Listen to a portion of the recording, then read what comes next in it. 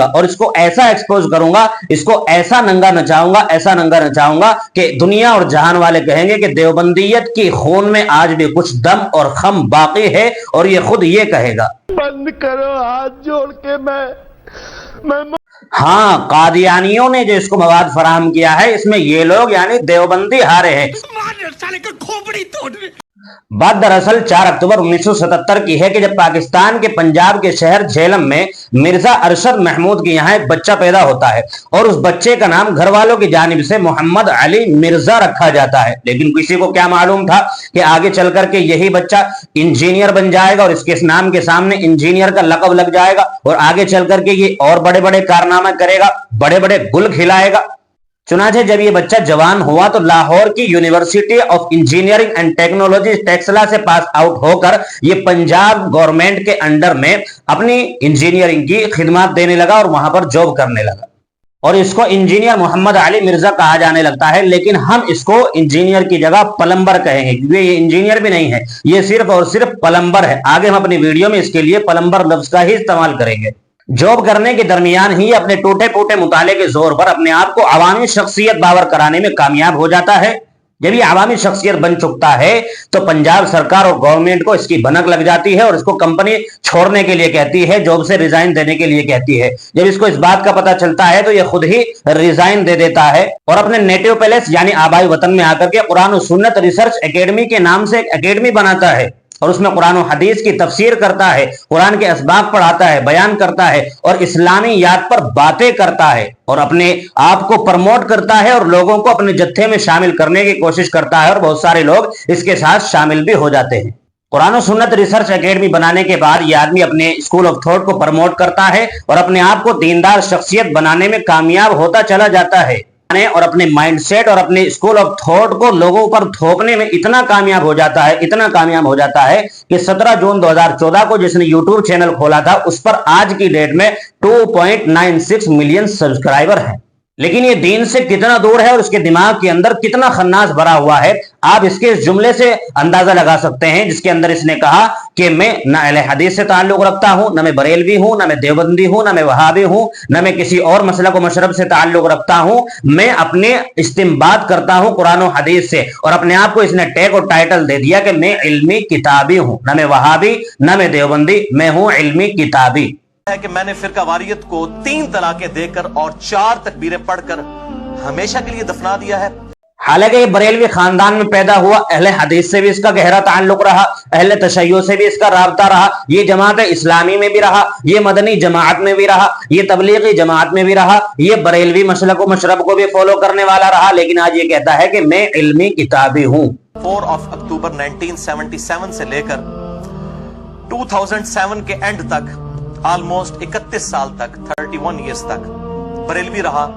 اس کے بعد کچھ عرصہ میرا دیوبند کے ساتھ گزرا، پھر اہل حدیث کے ساتھ بھی، اور ایز اے اسٹڈی میں نے اہل تشیع کے ساتھ بھی وقت گزارا۔ لیکن بات یہی ختم نہیں ہوتی ہے۔ یہ ویڈیو بنانے کا میرا مقصد کیا ہے اور مجھے ضرورت کیوں پڑی، یہ میں آپ کو آگے بتاؤں گا، اور اس کو ایسا ایکسپوز کروں گا، اس کو ایسا ننگا نچاؤں گا کہ دنیا اور جہان والے کہیں گے کہ دیوبندیت کی خون میں آج بھی کچھ دم اور خم باقی ہے، اور یہ خود یہ کہے گا۔ بند کرو ہاتھ جوڑ کے میں اس پلمبر مرزا پر یہ الزام ہے کہ یہ قرآن و حدیث کی باتوں کو تروڑ مروڑ کر پیش کرتا ہے اور غلط سلط حوالے بیان کرتا ہے، جس کی 1-2 جھلک میں آپ کو دکھا رہا ہوں۔ ایک مرتبہ اس نے ام المؤمنین حضرت عائشہ رضی اللہ تعالی عنہا کی ذات اقدس پر بھی حملہ کیا۔ دیکھیے ویڈیو۔ اتنے جھوٹ بولتا ہے، اللہ معاف فرمائے۔ ایک روایت سنا رہے ہیں لوگوں کو کہ حضور پاک نے فرمایا علی ایک وقت آئے گا تیری اور حضرت عائشہ کی جنگ ہوگی، اتنے تک تو روایت ٹھیک ہے۔ اگلا اپنا لفظ ڈالا کہ علی نے کہا یا رسول اللہ اس وقت میں ظالم ہوگا، فرمایا تو نہیں عائشہ ظالمہ ہوگی، نعوذ باللہ من ذالک۔ اس بے ایمان کو کہو تو اپنے 7 جنم اگر لے سکتا ہے نا، 7 نہیں 8 جنم لے کر بھی آ جانا، تیرا دادا پر دادا لکڑ دادا سکڑ دادا دکڑ دادا بھی حدیث کی کتابوں سے لفظ نہیں دکھا سکتا۔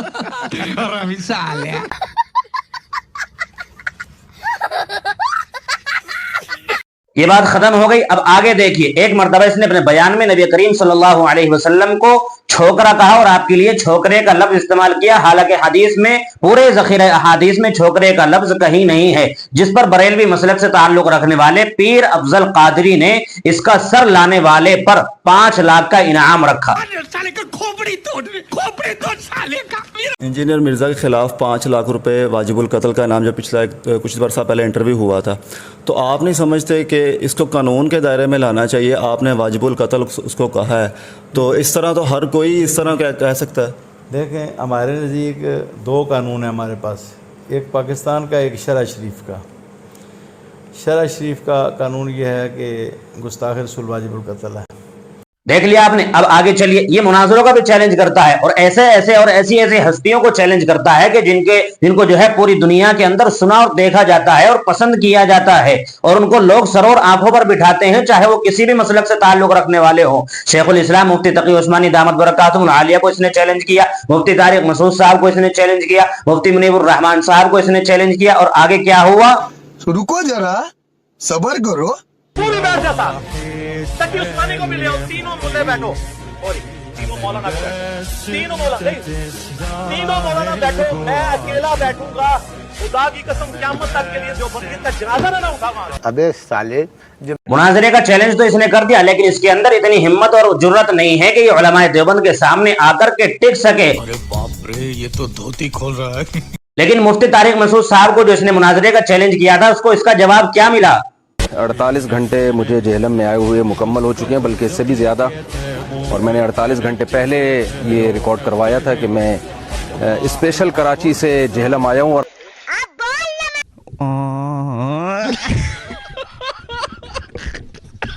इन सारी बातों को देख करके ये बात समझ में आ जाती है कि ये आदमी एक नंबर का ढोंगी और ढकोसले बाज है।